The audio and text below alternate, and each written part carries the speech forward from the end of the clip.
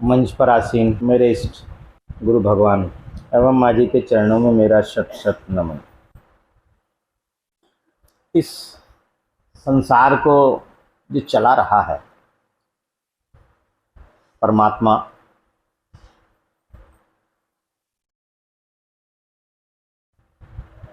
और इस संसार में जो हम लोग जीवधारी जीवन यापन कर रहे हैं, उसमें हमारे सामने सम परिस्थिति भी आती हैं, विषम परिस्थिति भी आती हैं, सुखों का अनुभव भी होता है, दुखों का अनुभव भी होता है और अपार कष्ट भी आते हैं।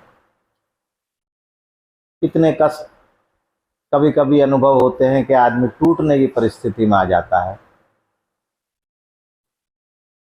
पर ये जितनी सम विषम, सुख की परिस्थिति, दुख की परिस्थिति, अपार कष्ट, यहाँ तक कि दैविक कष्ट, जो दुनिया में सबसे कठिन कष्टों में गिनती होती है, वो भी हम जीवधारियों को अनुभव करना पड़ता है। पर ये आपको ज्ञात होना चाहिए, पता होना चाहिए कि ये कष्ट जो आते हैं,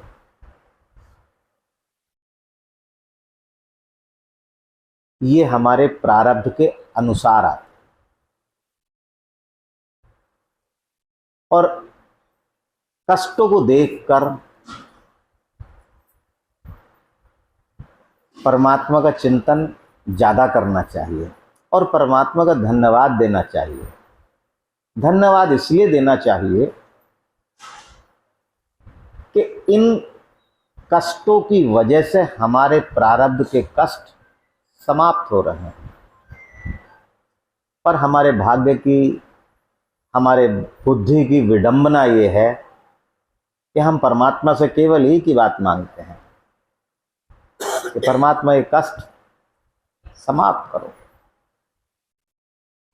ये बोलना, ये परमात्मा से मांगना, इसका परमात्मा से चिंतन करना परमात्मा के काम में बाधा पैदा करता है। देखो, ये तो आपको एक साधारण सी बात है। किसी ने कहा है पत्ता भी नहीं हिलता तेरी रजा के बगैर। परमात्मा चाहता है तभी होता है।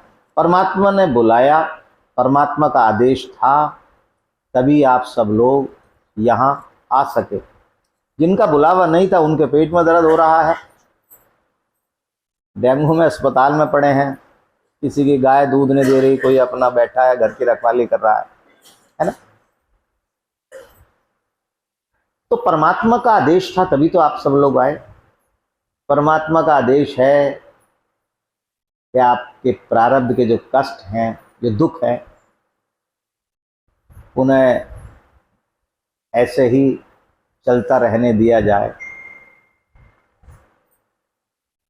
जल्दी कट जाएंगे तो हमारे प्रारब्ध के जो कष्ट हैं वो जल्दी समाप्त हो जाएंगे। भाई, अगर तुमने लोन लिया है तो इंटरेस्ट के साथ भी तुम ही दोगे और सूद पर सूद लगने के बाद भी तुम ही दोगे, क्योंकि देना तो तुम ही है। तुम नहीं दोगे तो जो तुम्हारी प्रॉपर्टी मॉर्गेज करी हुई है वो गवर्नमेंट की हो जाएगी। अब हमारी जो प्रॉपर्टी मॉर्गेज है क्या है?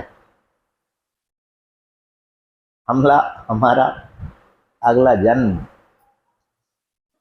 जो हमारी परमात्मा के यहाँ मॉर्गेज रखी हुई है, जो गिरवी रखी हुई है प्रॉपर्टी, वो हमारा अगला जन्म है। परमात्मा कहेगा कि तेरे तो भी जो पुराना कर्ज है, मेरे रजिस्टर में पुराना कर्ज बाकी है, फिर दोबारा जा। ये तो तू किसी अपने इष्ट की कृपा से, तू जड़ बुद्धि है, हट करके, जिद करके तूने अपने इष्ट से जबरदस्ती ले लिया, लेने का ये हुआ। देखो, अगर उस परिस्थिति में आपके इष्ट अगर आपके साथ मन से जुड़े हुए हैं। अब आपने दो बात सुनी होंगी, एक श्रम साध्य, एक परमात्मा साध्य। श्रम साध्य वो है जिसे तुम अपने आप अपने तन से, मन से, धन से कर सकते हो, है ना। एक परमात्मा साध्य वो है जो तुम्हारी सीमाओं से ऊपर है, केवल परमात्मा के अलावा कोई कर ही नहीं सकता है। उस परिस्थिति में आपका इष्ट अगर आपके साथ जुड़ा हुआ है तो वो कहते हैं ना कि भाई पुराने रजिस्टर फटवा देगा, नया खाता शुरू, है ना। तो ये चीज निर्भर करती है आपकी और आपके इष्ट की कैसी ट्यूनिंग है, कैसी तालमेल है, कैसा मित्रता है, कैसा मेल जोल है, कैसा आपका स्मरण है, कैसा उन्हें बुलाना है, कैसा आपका ये विश्वास है, सब इन बातों पर निर्भर करता है। और कुछ निर्भर आपके इष्ट पर भी करता है। अगर वो चाहें, भाई अगर डीएम चाहे कितना भी चोर अपराधी हो, राष्ट्रपति चाहे फांसी लगी हुई जिसको सुप्रीम कोर्ट फांसी की सजा दे दे, राष्ट्रपति कह दे माफ तो माफ, है ना। अगर आपके इष्ट की आप पर कृपा हो गई तो आप कितने भी बड़े अपराधी हो। आपने देखा होगा बहुत से भक्त मालिक के मेरे से बोलते हैं, गुरुजी ध्यान तो लग ही नहीं रहा, बैठा नहीं जा रहा, काम इतने हो रहे हैं। तो मैं उससे क्या कहता हूं, मैंने कहा तेरे से ध्यान ही नहीं करवाना। बहुत ऐसे हैं यहां जिनसे मैं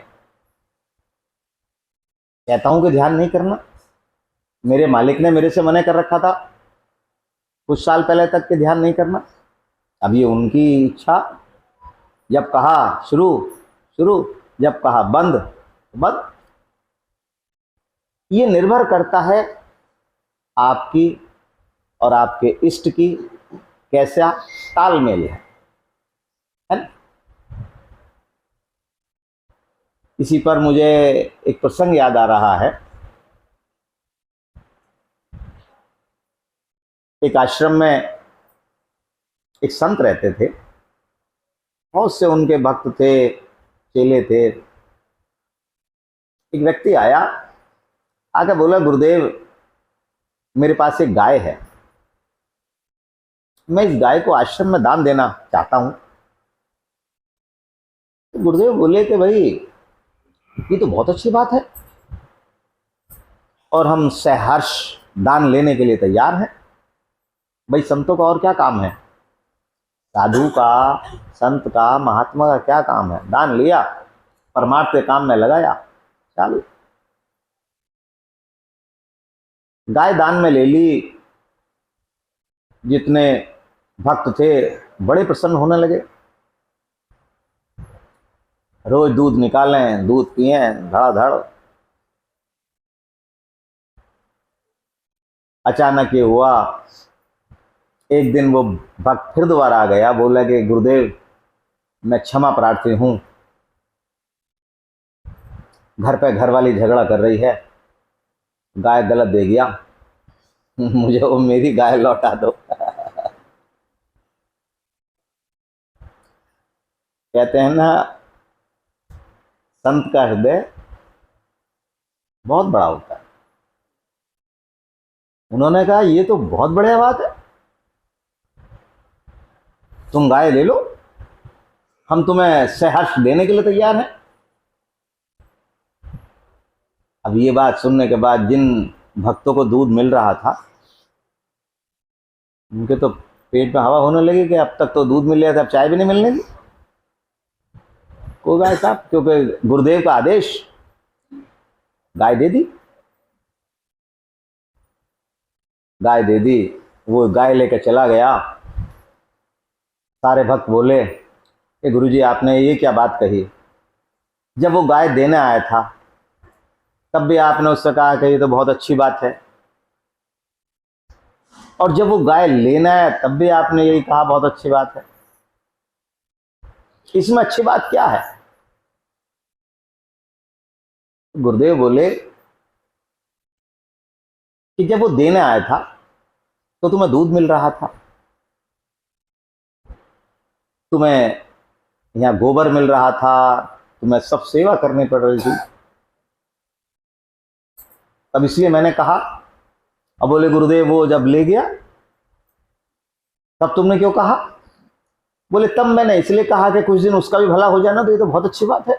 उसकी घरवाली उसे डांट मार रही थी, उसके घर में संतोष पैदा करवाना था, बहुत अच्छी बात है। कुछ चेले गुरुदेव के थोड़ा सा विरोधी पक्ष के भी होते हैं, उन्होंने कहा गुरुजी यहाँ बात नहीं जानी, ठीक है।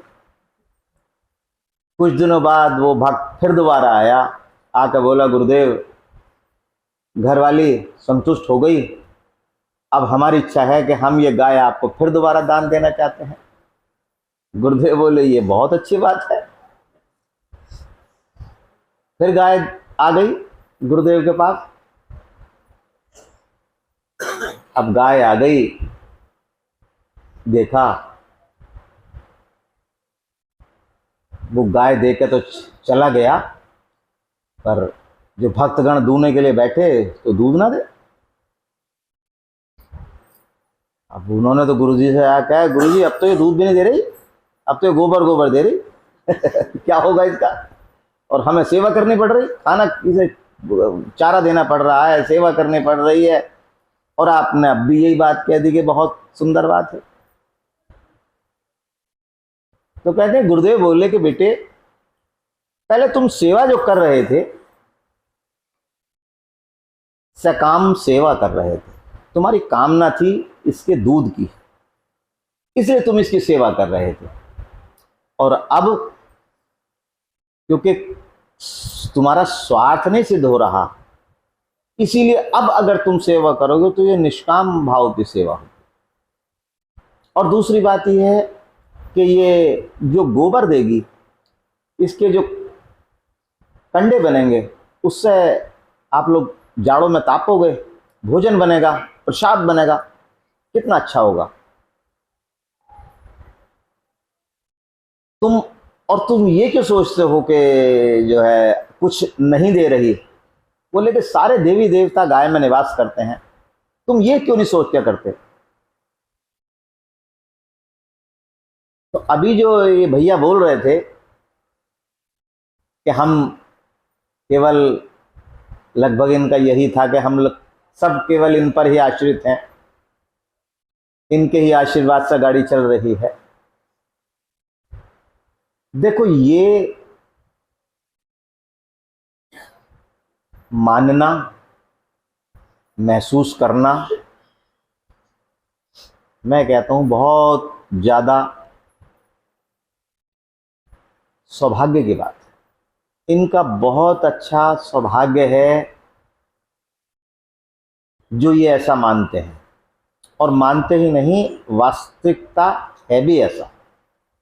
शुरू में ये लोग यहाँ गाजा बाजा बजाने के लिए आते थे, मालिक ने कहा गाओ बजाओ, और ये गाओ बजाओ से ही इनकी जीविका ऐसी चली कि आज परमात्मा की कृपा से सब सुख है, जो ये चाहे वो सुख है, जो ये चाहे वो सुख है।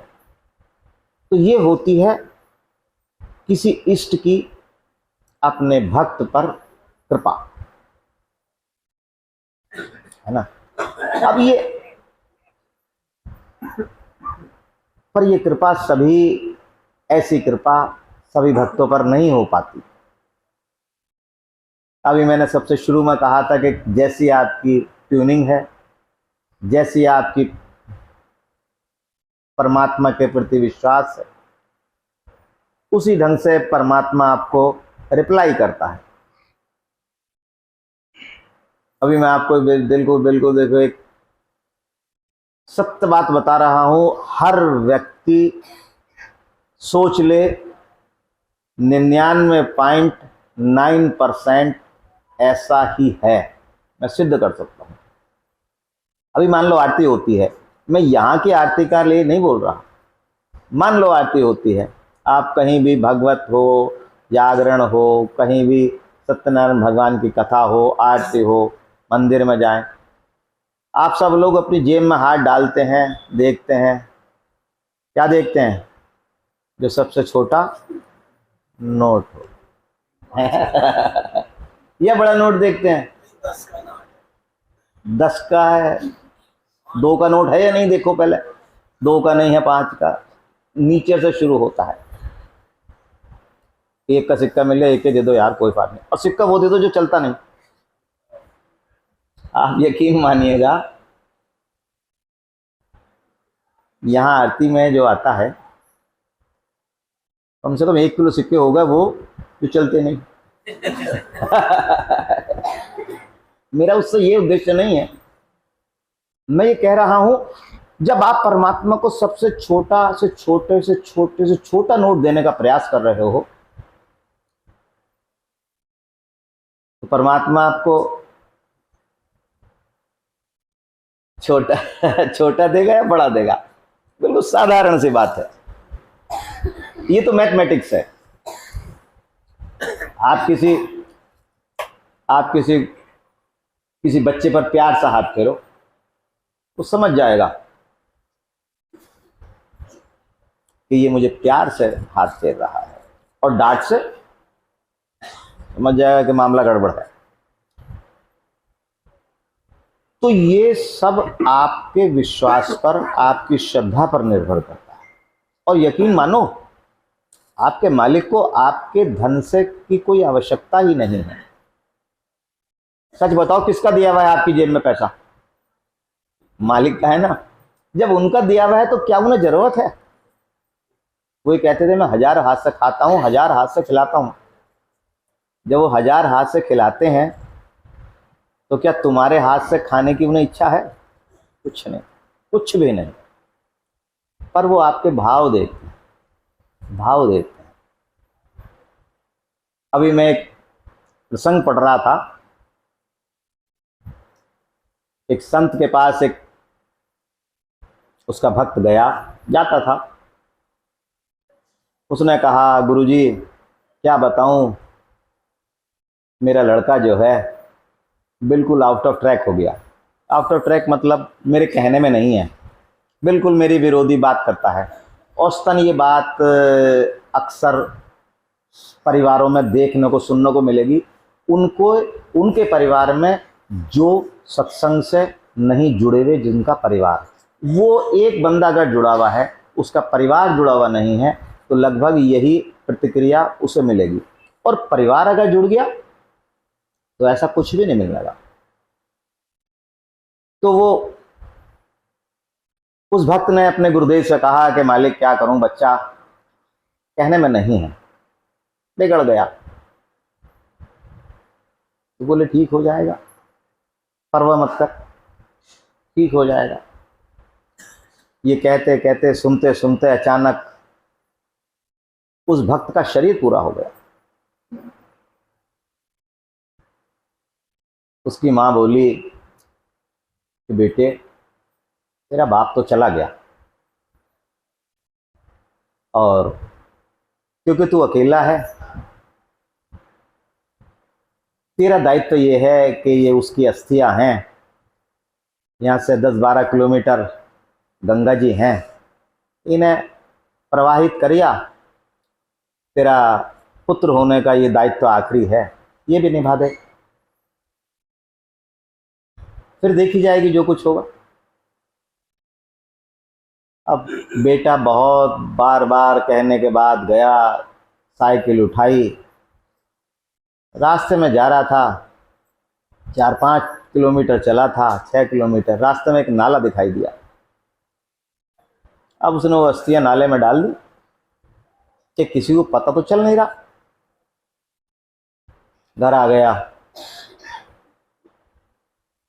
कहते हैं माँ के स्वप्न में उसका पति आया, बोला कैसी नालायक औलाद है, इससे आखिरी कार्य था ये भी पूरा नहीं हो सका, ये उल्लू का पट्ठा, ये अस्थि ये नाले में डाला है, गंदे नाले में। अब माँ ने स्वप्न ये सुबह लड़के से कहा कि भाई अस्थियां तू नाले में डाला है। तो बोला कि तुम्हें कैसे पता? बच्चे ऐसे कहते हैं ना। तो उसकी माँ बोली, बेटे रात तेरे पिताजी सपने में आए थे, वो कह रहे थे कि नाले में डाल गया। तो लड़का बोला, देखो यहां भी गड़बड़ करी नहीं करी। अरे 12 किलोमीटर यहां तुम्हारे पास तो आ सकते हैं, 6 किलोमीटर वहां नहीं आ सकते। अपनी अस्थि उठा के वहां नहीं ले आ सकते। तो ये है संस्कार, ये है आपके या उसके परिवार में गुरुदेव की कृपा का ना पहुंचना। वो तब होता है जब केवल आप ही जुड़े, आपका परिवार उससे वंचित रहे। वो जानता ही नहीं। अभी आप देखो छोटे छोटे बच्चे आते हैं। अभी मैं वहां गया था मंगल में, एक घटना घटी, मेरा दिल खुश हो गया। एक बहुत छोटा बच्चा, मेरे ख्याल से होगा वो 3 साल का, 2.5 का होगा शायद। अब मैं हर एक से मालूम करता हूं कि भाई क्या लेगा, क्योंकि आप अपनी जिज्ञासा से आए हैं, आप अपनी आपकी अभिलाषा है कुछ मालिक से मांगने के लिए आप आए हैं। उसकी भी कुछ अभिलाषा है, वो अपनी बुद्धि के अनुसार कुछ मांगेगा। कुछ बिस्कुट मांगते हैं, ये बिस्कुट दे दो, टॉफी दे दो। तो मैंने उससे मालूम करा, मैंने बेटे क्या लेगा? उसने क्या कहा? आइसक्रीम। अरे मैंने कहा यार ये तेरी इच्छा मैं यहां पूरी नहीं कर सकता, शेर को उठा। है ना? उसके लिए वो चीज आइसक्रीम क्या है? आप अगर गाड़ी मांग रहे हो, आपके लिए गाड़ी लाखों रुपए की है, उसके लिए वो 5 रुपए की 10 रुपए की आइसक्रीम वो वही कीमत रखती है। उसकी दिमाग वही है, वो वही मांगने के लिए आया है। तो मेरा धर्म क्या बनता था कि उसकी इच्छाएं पूरी करूं। पर मैं विवश हुआ, मैंने कहा यार तेरी ये इच्छा मेरे पे उधार रही तो आएगा तो मैं जरूर दूंगा। तो ये क्या है? वो बच्चे का माँ बाप उसे ला रहा है, वो संस्कार दे रहा है। जब वो संस्कार दे रहा है तो संस्कार विहीन नहीं होने का है। आज जो आप देखो, अक्सर आप देखोगे बूढ़े माँ बाप हैं, घर के बाहर बैठे मिल जाएंगे, क्या हुआ भाई? कुछ नहीं साहब, अंदर बच्चे हैं, अभी आने को मना कर दिया है। शाम को ही घर में घुसना, खाना भी बाहर ही खाट पे पहुंच जाएगा। ये क्या है? ये वही है कि आपने अपने बच्चे को वो संस्कार दिए ही नहीं, आपने उसे सिखाया ही नहीं कि बेटे जो आज तू कर रहा है कल तू वो भुगतेगा। आपने सिखाया ही नहीं कि गुरु दरबार से किस तरह जुड़ा जाता है, अपने इष्ट से किस तरह मांगा जाता है। तू अपना आप तो आया, तेरा भला तो हो गया। तूने मांगा बच्चे दिलवा दो, मालिक ने दे दिए। नौकरी दिलवा दो, दे दी। शादी करवा दो, शादी में गाड़ी दिलवा दी। फिर लड़का करवा दो, लड़का भी हो गया। अब क्या हुआ? तूने उसे तो नहीं लाया, उसे तो पता ही नहीं है कहाँ से मिल रहा है। वो तो सोच रहा है कि ये मेरे और मेरे बाप के अथक प्रयासों का नतीजा है। उसे ये नहीं पता कि ये ऑपरेटर कौन है, इस सारे सिस्टम को ऑपरेट कौन कर रहा है। उसे तो ये पता है कि मेरे कर कमलों से हो रहा है या मेरे बाप के पैसे से हो रहा है। जब उसे ये पता नहीं तो उसके दिमाग में संस्कार आने का ही नहीं, और संस्कार नहीं आने का तो उसे कहा जाता है संस्कार विहीन। और वो संस्कार विहीन होता है, वही औलाद ऐसे कर्म करती है जिस तरह ये हुए। कुछ ऐसे मूर्ख होते हैं जो गुरुदेव की बात ही नहीं मानते, अपने इष्ट की बात भी नहीं मानते।